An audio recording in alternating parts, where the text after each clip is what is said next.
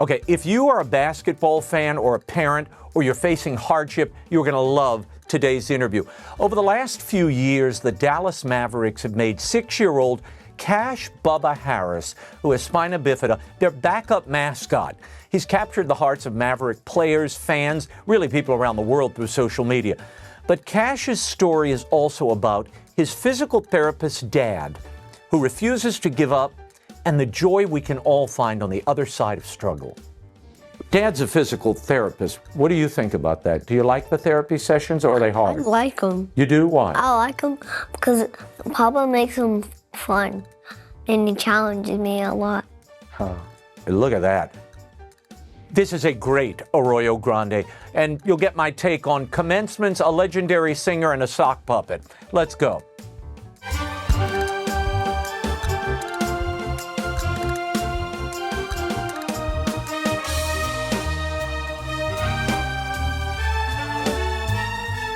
I'm Raymond Arroyo. Welcome to Arroyo Grande. Cash Bubba Harris and his dad Chase, and their inspiring story is straight ahead. Go subscribe to the show now on YouTube, wherever you get your podcasts. Turn the notifications on. Why would you want to miss an episode of this show? Come on. Okay, a little free flow. Commencement season is upon us, that time when former presidents, talk show hosts, and sports figures get huge paydays for donning robes and offering advice that no one uses. After 4 years, graduates are looking for the exits, not a life coach.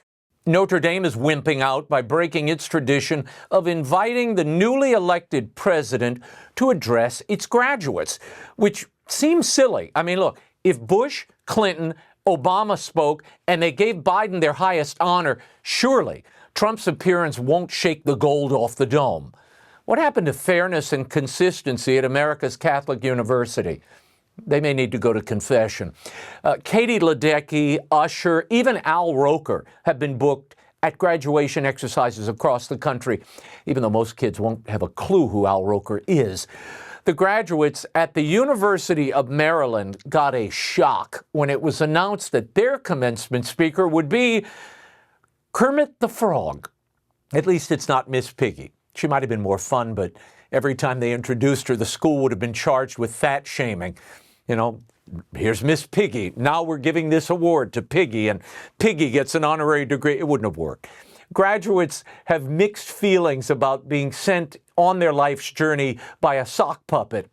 One engineering student said he was deflated and thought it was silly having a fictional character offering them life advice. Cheer up, kid. Last year, a Buffalo University trotted out an AI robot named Sophia for their graduation. I'm not kidding. Congratulations to all the graduating students. Embrace lifelong learning. Be adaptable. Be so adaptable that you'll give us $500,000 and sit still while we have a robot lecture you. Can you imagine? The whole audience was praying for a power grid failure. But at least the university got off cheap. They didn't have to pay Sophia a speaker's fee, and all she eats is gigabytes. At least the University of Maryland has to fly Kermit's puppeteer in. It's clear these universities are trying to avoid controversy. Look, I get it. After years of protests and incendiary speakers, they just don't want any problems.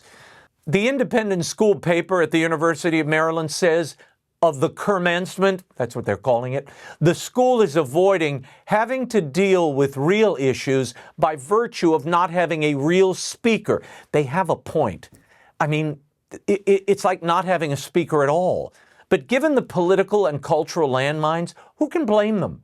I mean, full confession, my commencement speakers were Mr. Rogers and Bill Cosby. Talk about whiplash. Won't you be my neighbor, but let's have a drink first. Having Mr. Rogers and Bill Cosby as your commencement speakers is like having Julie Andrews open for Harvey Weinstein. It never works out. Kermit is suddenly sounding magnificent, isn't he? I mean, at least you didn't get those other two guys. And despite having someone's hand up his backside at all times, a puppet can't really get into trouble. I mean, the way a human can. I understand why the students are disappointed. They wanted a speaker they could add to their Insta reel. I get it. But you know what the reality is? No one remembers commencement speakers or anything they say, aside from, let's applaud your parents. Meanwhile, you're focused on getting everything packed up and praying you don't have to move in with the people you just applauded. On the bright side, maybe the University of Maryland is doing their graduates a service by booking Kermit. They're getting you accustomed to taking orders from those who are also puppets. Happy graduation, kids. And it looks like Doge has found the White House Correspondents' Dinner. A big cut just happened. If you don't know, this is the annual gala where Washington journalists and elites get all dressed up to eat lousy food at the Hilton while ogling those in power. It also ends up being a roast of the president or whoever's running D.C. at the time. I've been to so many of these things, I just can't anymore. It's pretentious, it's fake, you wait all day online, then you got to go through scads and security. The only good thing is the brunch held beforehand. Anyway, each year they hire an entertainer. Seth Meyers, Colbert, Trevor Noah, Conan O'Brien, and a slew of comedians you probably have never heard of have always done it. This year, the White House Correspondents Association hired comedian and former late-night talk show host Amber Ruffin. Have you heard of her? Most haven't. But she shared her thoughts about the Trump administration on the Daily Beast podcast after getting the gig. You're kind of a bunch of murderers. I mean, so like they were like, you need to be, equal and make sure that that you give it to both sides and blah, blah, blah. I was like, there's no way I'm going to be freaking doing that, dude. But this is supposed to be entertaining and fun, Amber. It's not a political protest rally. It's not supposed to be the Maxine Waters, Marjorie Taylor Greene death match. It's a fun evening. Or you could just invite that pair and put the mud pit down front, I guess. But look, following Ruffin's comments and the firestorm they drew, the White House Correspondents Association called a meeting faster than the Disney executives in charge of Snow White. The association's president wrote, "The White House Correspondents Association board has unanimously decided we are no longer featuring a comedic performance this year. At this consequential moment for journalism, I want to ensure the focus is not on the politics of division, but entirely on awarding our colleagues for their outstanding work in providing scholarship and mentorship for the next generation of journalists." Now, did you pick up the hidden admission there? We don't want this year's festivities to be focused on the politics of division. It's an acknowledgement that the dinner has always been focused on the politics of division, in some way at least. I mean, anyone who's attended this dinner over the years knows the comedic performances are always about divisive politics. That's the way the White House Correspondents Association programs the evening. It was always a dinner built to bash the president with a particular partisan edge, and it was riddled with the politics of division. This is the correspondents' payback to the guy who ignores their questions all day long. It's snickering payback in black ties and gowns. Also, why are White House correspondents choosing comedians to entertain anyone? They have the collective humor and excitement of Wolf Blitzer at Hooters. Entertainment's just not your thing, guys. Move along. Let somebody else do it. Leave it to the professionals. They don't call it the nerd prom for nothing. If they really want to instill a spirit of unity and truly allow all people, no matter their politics, to come together and have a good time in D.C., book really great comedians who won't go to the gutter or get crude or cheap in a partisan way. Seinfeld, Jay Leno, Steve Martin, Dana Carvey, Andrew Schultz. Look, all those guys might take a few shots, but it would not be done in a cruel or a partisan way. And White House correspondents, if you really want to play it safe, once he's done with the University of Maryland's commencement, maybe Kermit the Frog could entertain your guests. He'd be perfect for the D.C. crowd. He's totally green, and he's worked with animals his whole career. A little salute before we do our interview. A great American artist announced that he is retiring from the road, and I have to say, I was really sad when I read this announcement. The legendary singer Johnny Mathis has been singing live since 1956. His career spans 7 decades, guys.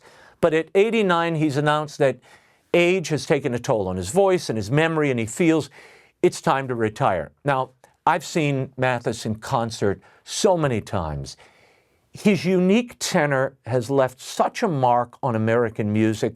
And if you see him, even now, the tone, the beauty of his voice really is undimmed, unchanged. Chances are it's not for me to say. Of course, all his Christmas songs, Winter Wonderland and Marshmallow World. I asked him once in an interview on The World Over about the way he sings, and it was illuminating. Watch. I've watched you as an audience member on television, but certainly live. You move your jaw in a certain way. And I always thought, I mean, you really work, your jaw moves in unpredictable ways when you're singing. I used to think that was to accommodate the tone and the beautiful sounds you were making to sort of move that tone into this place to resonate. You know what it was? It's not. No. When I was a child, as most poor children are, they go to the dentist, and if you have a cavity in your tooth, they pull it. Yeah. In those days. So I had several cavities on one side of my mouth, and they took all my teeth out. And so it made my mouth lockjaw. So in order for me to open my mouth, I had to do like that. Oh my God. Yeah, it was quite traumatic for me to watch myself in the early days. Wow. And I said, I don't know what to do. So as time went on and dentistry caught up to the world, I was told that there was some help for me. And I found a wonderful dentist who straightened things out for me. Isn't it interesting, though, that this, something you wouldn't ask for, you know, something a child didn't desire, it ended up shaping your tone and making your sound. Yes, yes. And it's what we remember. It's what you produce even now, is that same sound. I mean, that's got to be a curious thing for you. Yeah, all sorts of wonderful things happen out of an unfortunate situation. Isn't that incredible? We get so depressed about the things we lack or physical limitations, but sometimes those seeming limitations are the pathways to greatness. Mathis is really the end of an era. This is a man who broke down racial barriers in the 1950s. He doesn't get enough credit. A man who worked with and knew Nat King Cole, Ella Fitzgerald, Judy Garland, and now he's really joined their ranks. Johnny Mathis will stop touring in May of 2025, but I hope he continues to record. He has always been wonderful, wonderful. Go listen to his work. He's truly one of the smoothest singers. His transitions are like silk. Singers know what I'm talking about. It is a rare thing, and Johnny Mathis is a rare singer. You know, Johnny told me about how his father and his parents were really the reason he pursued music. I want to now introduce you to an incredible father and son in our deep dive. Cash Bubba Harris has become a staple at Mavericks games. The 6-year-old has been battling Spina Bifida, but the story of he and his father Chase is an inspiration, and I think it'll help you overcome any difficulties you're facing in your own life. Watch this. I am delighted to have you both here, honored to have you on the show. I want to start with you, Chase. Okay. There are 2,875 Americans who suffer from spina bifida every year. Tell me what you and your wife thought when you were first notified that your son, Cash, had spina bifida. I think initially we kind of have the upper hand because my wife is a nurse. So she knew, she had heard of it. She didn't know a lot about it. I was completely lost. I'd never heard of it before. So it was a situation where she knew a little bit, but it was us learning more and more about it once we found out. And so, but the biggest thing was fear, because you go to the doctors and they tell you one out of, like you just said, the 2,000 plus. So you think of the likelihood of a quality of life being decent, and it's hard for you to fathom that. Tell me about the realization of the disease. Did the doctors put any pressure on you and say, you may want to consider it? Yeah, that was the number one. So that was what we were kind of urged to do. But due to our faith, we knew that's that's not biblical. Not a possibility. No, it wasn't something we were going to do. They said we could do my wife knows it, but essentially they do surgery while he's still in the womb. And in vitro, yeah. And but at the time the doctor was like, it was new. They only did it in Houston, and they said there's a 50% chance that you and the baby may not make it. So we're like, we're not taking that risk either. So from 20 weeks to 40 weeks, every single day we prayed for healing. Every single day. And here I am today. And here you are, kid. They got healing in ways I bet they didn't expect. Did not expect. Tell me, first of all, what was it like dealing with spina bifida when Cash was very small? Frightening, because one, he's fragile, just like a baby, but he has, when you're born with spina bifida, some kids have a sac on their back, and the closure is fairly easy. You just kind of bust that sac and close it up. He didn't have a sac. His was just filleted. So they had to take skin and essentially stretch it.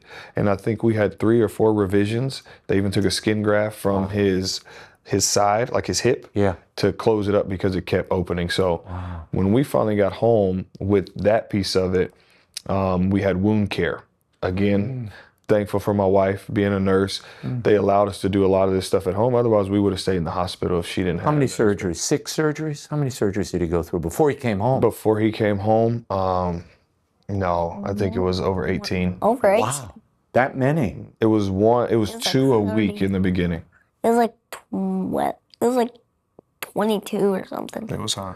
Wow. It was like 20. But it was essentially, okay, let's do 20. this closure, and then, oh, it messed up, so in 3 days, let's do a revision, and then, oh, well, he needs a VP shunt, which is, I mean, he has one right here in his head. Essentially, the spinal fluid would go to his brain, and it would just keep expanding. So you have to put a VP shunt that runs behind his neck right here and down into his stomach so that it can drain. So then you got to get that. Then that malfunctions, so you got to get that. And then you got umbilical hernias, so you got to get those. So it's just different things. It's a moving target. Yes. You have to like. It's like a video game, and they're just trying to catch up. It's like a video game. Yeah, amazing. Tiger Woods once said his father was his greatest role model. Tell me, once you found out your son had spina bifida, as a dad, what did you commit to do? How did it change your life in ways you didn't expect? Right. Just learning, more so than anything. I have a beautiful daughter who's able-bodied, healthy as can be. And so you really take on 2 facets of fatherhood. She's the best ever sister in the world. You take on this facet of this child of ours needs a little bit more attention medically. But at the same time, this little girl requires attention just because of her genetic makeup. And so it's a balance of trying to do both. And at the same time, Cash was born April 27th of 2018. My stepfather died in May of 2018. So here I am taking this journey. My biological father died in August of 2013. Oh my God. So I'm taking this journey without any guidance from father. No, Pops, I'm struggling right now. I don't have that. Yeah. And what did you do? Who did you turn to? God. Good and bad. Sometimes he got some. And his mom. Sometimes he got some good words. Sometimes he got some bad words. Just because it was so heavy. Yeah. To see a baby, a child experiencing so much pain. He's probably been through more in his 6 years of life than any of us may ever go through. Right. And so it's just a situation where you don't understand. You wonder why. You can't make sense of it in the moment. Obviously today I see the glory, but at the time it's tough, and it's like it's never ending. Why? Did you ever find the answer? I mean, I know we all, anytime pain comes into our lives, anytime struggle, anytime challenge, you go, why is this happening to me? But usually you come out with some new understanding. What did you come away with? I think it was for all of us as a family. It was to show me perspective. He lives a life that none of us have to live, and he's smiling every single day. Yeah. My daughter, she realizes I have a little brother who, I mean, on paper, I should be able to do way more than him. I can't do a pull-up. I can't do a push-up, but he can. His strength. She can't even do one. You She used to use a stool to do it. Oh my gosh. And you're doing it I'm doing it like this. Oh my And gosh. You can do it all ways. Has it made you more determined, Bubba? Yes. Uh-huh. The spina bifida has made you more determined to beat it, to conquer it. Tell me what a day in the life looks like, Dad. Obviously, once Bubba was bigger and not a little infant and he was mobile, what did life look like? Essentially, at the beginning, we had 12-hour nursing. So from 6 to 6, we had a nurse, and then the other rotation, we had another nurse. So at first, it wasn't very pleasant because you got this stranger in your house at all times. Yeah. But in today, we wake up. Due to spina bifida, he has to cath overnight, essentially to drain his bladder. The biggest thing with these guys is a lot of them die at a young age, 40s, because of kidney disease, kidney failure, because of what they call neurobladder disorder. And so we cath overnight to ensure that we keep that. Yeah. So we wake up, change the cath, get him set up for school, but it's, he doesn't have a lot of movement in the legs, so it's every single day. You got to put the socks on, you got to put the pants on, you got to put the braces on, put the shoes on. Yeah. I'm a nut, so moisturizer. I moisturize his whole body. I do his hair. I don't want him looking crazy. He's looking good. So it's a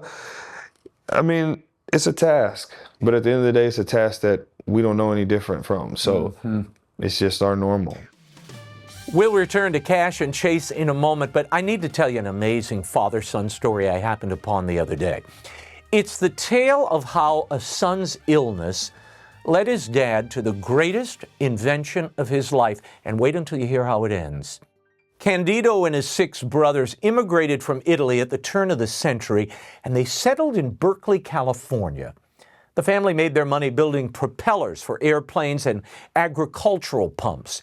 In 1942, Candido's son, Kenneth, was not yet 2 when the boy contracted a fever that left him with juvenile rheumatoid arthritis. He found it impossible to move his body from his neck down to his knees. Candido sold property so he could spend more time with the boy. And Candido and his wife tried everything to relieve their son's symptoms.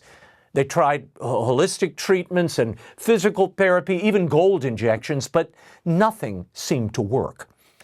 Until a doctor recommended hydrotherapy.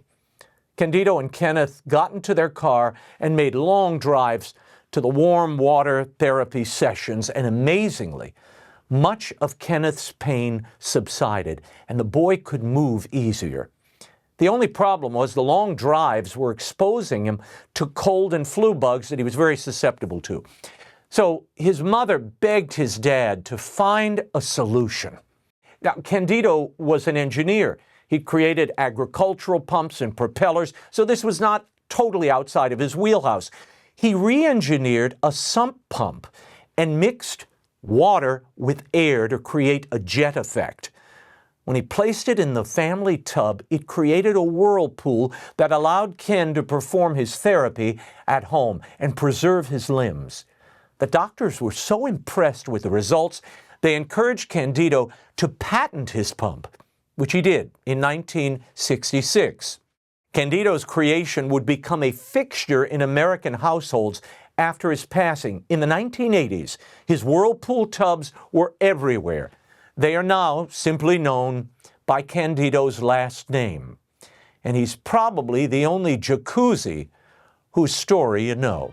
Candido Jacuzzi is another example of innovation born of necessity. In this case, a father wanting to care for his son and leaving a jacuzzi for the rest of us. Now you know how it ends. Dad's a physical therapist. How has that changed your pattern, your life? It helps me understand how I do stuff, how to do my goals that I set for myself.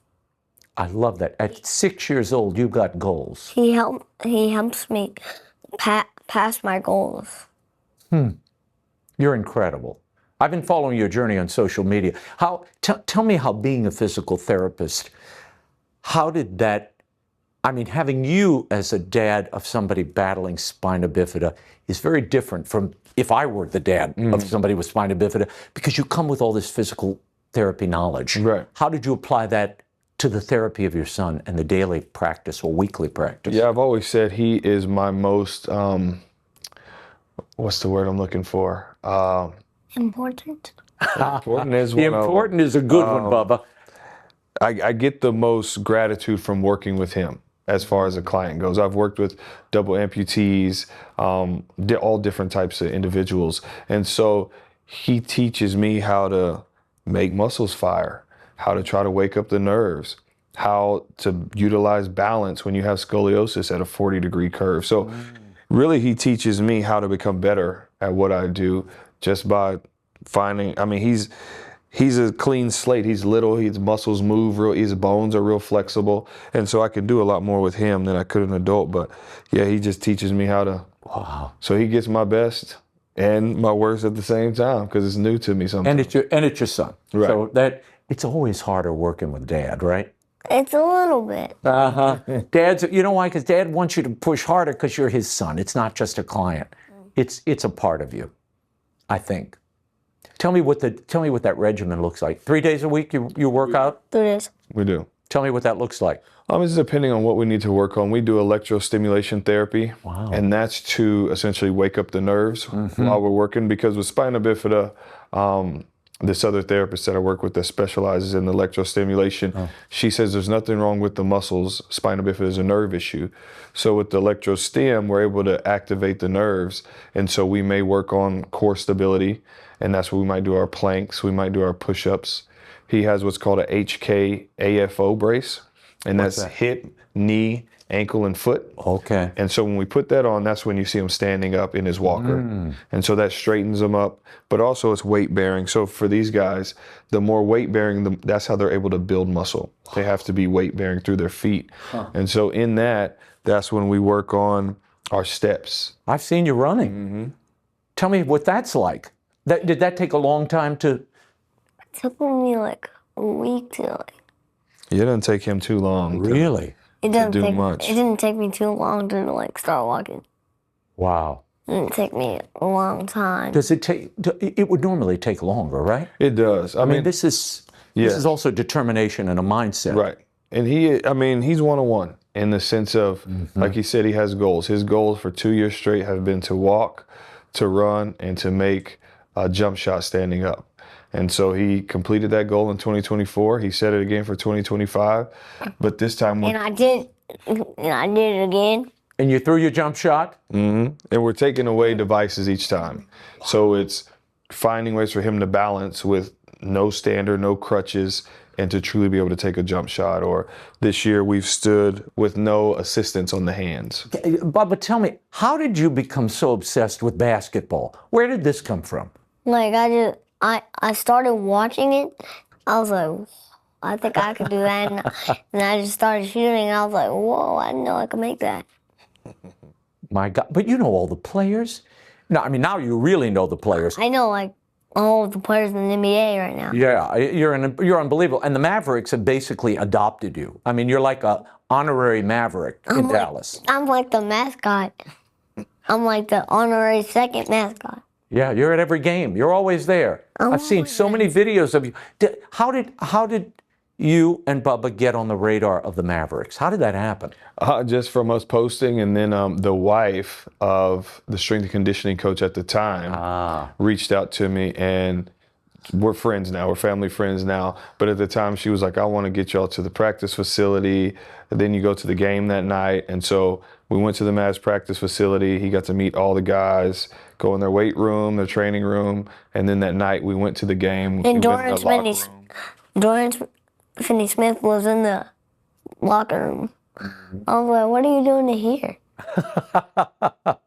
I hope they lose to the Pelicans just once, but I don't think it's going to happen. I don't know. I know. Well, you're being very diplomatic. Yeah. Since y'all traded Anthony Davis, I don't know. That's right. He's on both teams, but now he's on your team. He's on mine. Yeah, he left the Pelicans. Oh, well. Why did he leave? I don't know. These trades are crazy. Like Luka. He was traded. That had to upset you. You knew him.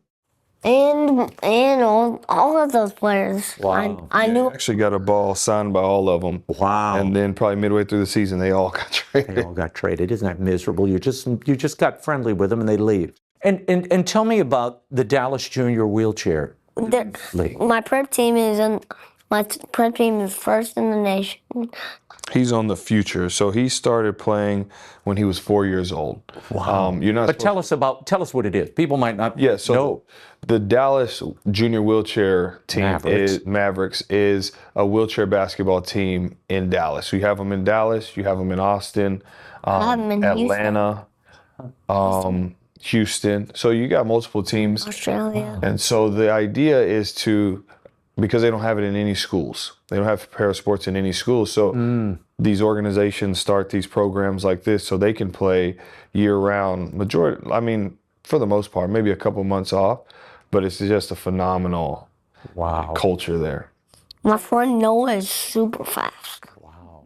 But you're getting faster. I see the videos. I'm getting really fast. Tell me, how did you come to post? When did you decide I'm going to post our journey? Mm-hmm. Because this is invasive. I mean, it's your family. It's Cash's development. Mm-hmm. When did you decide and why to post that journey? I've been doing social media for years prior to him and us posting together, just with my fitness and different things like that. And I just realized that there's a awareness shortage of spina bifida, of disabilities, which causes people to be in wheelchairs. Mm-hmm. And for me to have the knowledge, I figured, why not? Because I can help so many people by doing the things with him, and they can emulate it. And I've had so many messages of PTs and occupational therapists say, hey, I have this patient of mine whose dad saw your videos. And so now the dad is more intentional with the child. And reaching out to you, I'm sure, for advice. No, he just watches. Wow. And then actually a lady that I had trained in physical training, she became a physical therapist.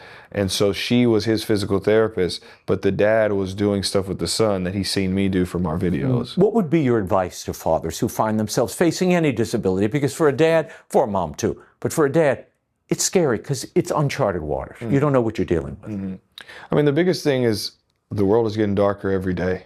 And so if you coddle them, if you try to hide them from the world and keep them restricted to a little bubble, one day you're not going to be there. Mm-hmm. And when they get out there, they're going to be lost.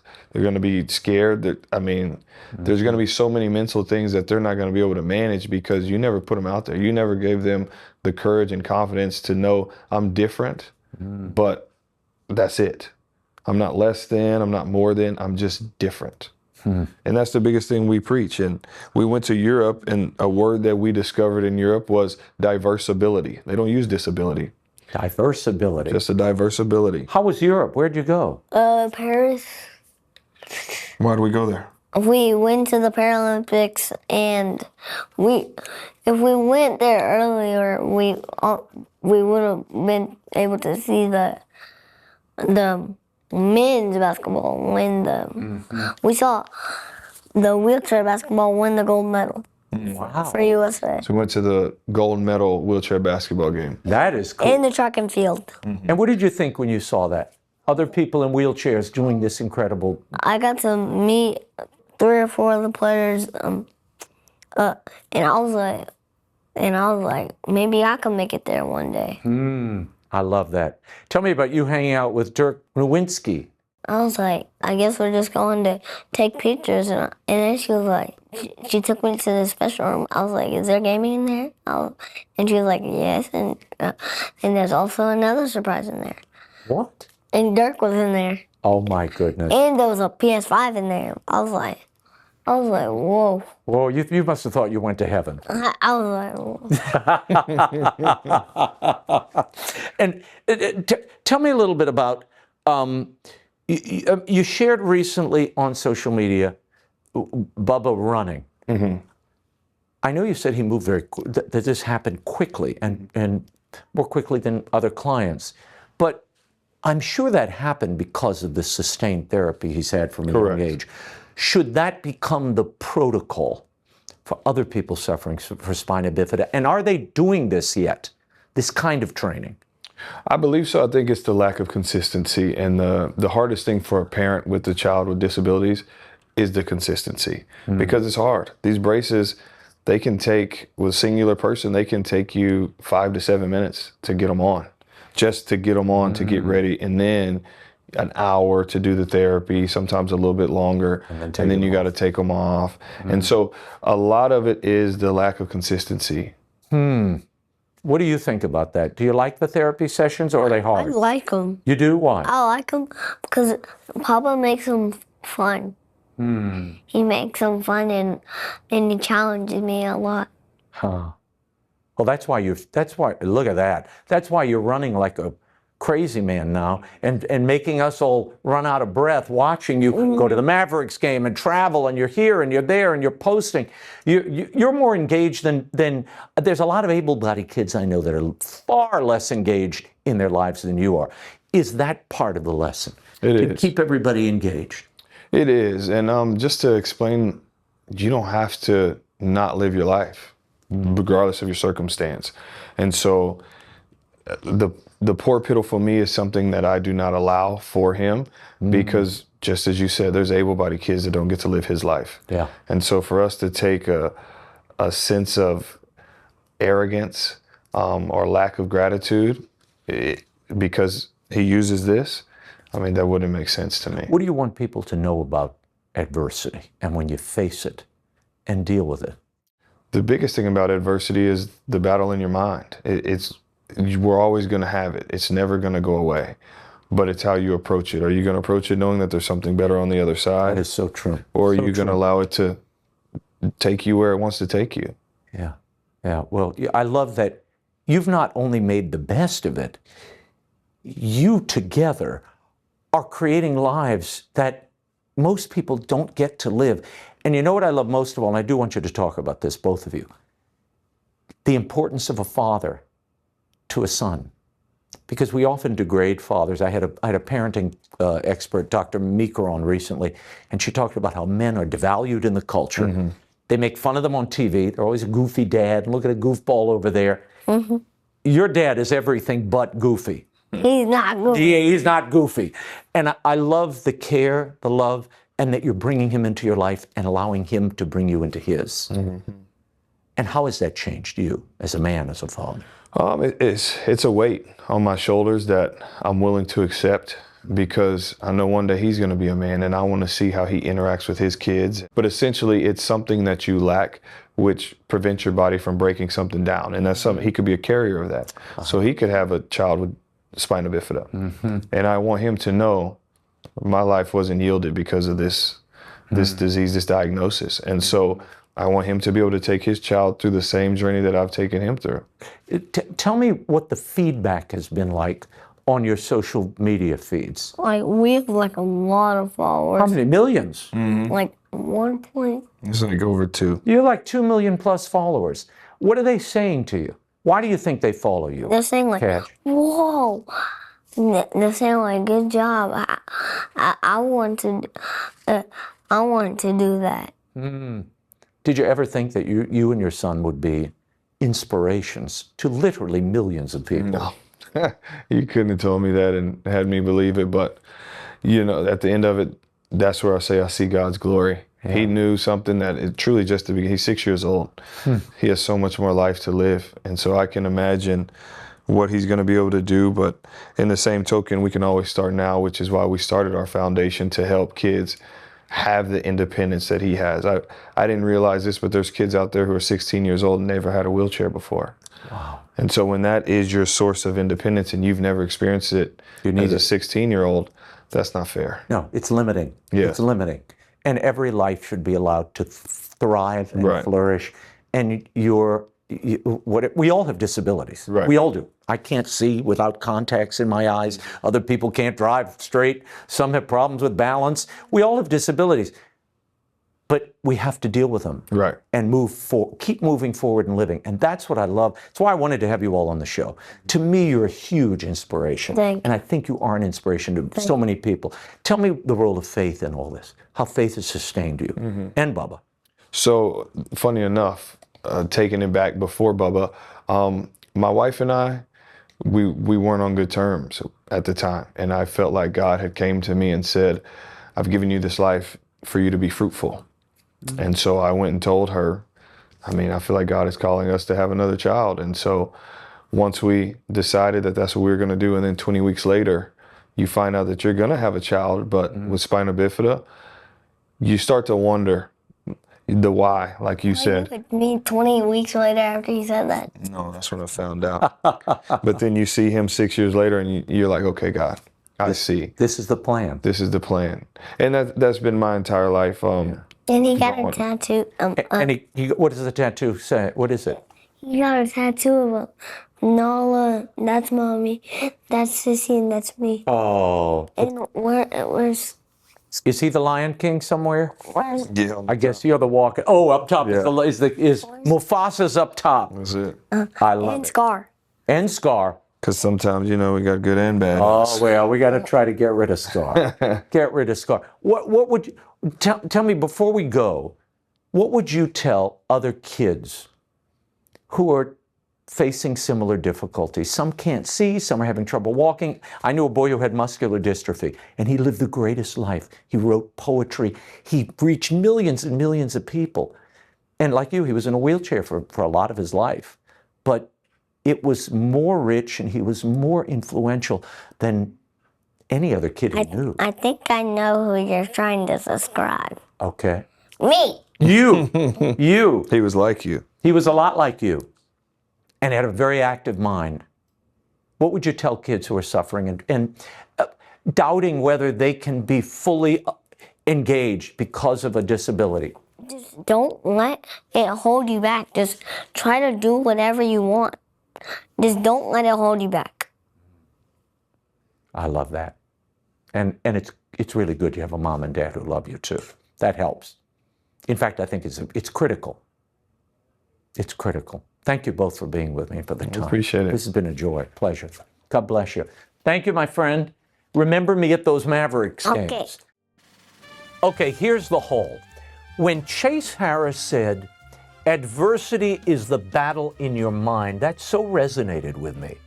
It's not the adversity you face, but how you think about it, how you process it, how you pray about it. In the case of the Harrises, and really Mr. Jacuzzi and Johnny Mathis for that matter, the love of a dad, the devotion to that child changes everything. You can see the determination and the drive of these fathers in their kids, and we're enriched by it all. And what an amazing boy Bubba Harris is. I loved being with he and his dad. Great, great people. I hope this episode touched you as much as it touched me and that you'll come back to Arroyo Grande soon. Why live a dry, narrow, constricted life when if you fill it with good things, it can flow into a broad, thriving Arroyo Grande? I'm Raymond Arroyo. Make sure you subscribe, like this episode. Thank you for diving in, and we'll see you next time. Bye now. Arroyo Grande is produced in partnership with iHeart Podcasts and Divine Providence Studios and is available on YouTube, the iHeartRadio app, or wherever you get your podcasts.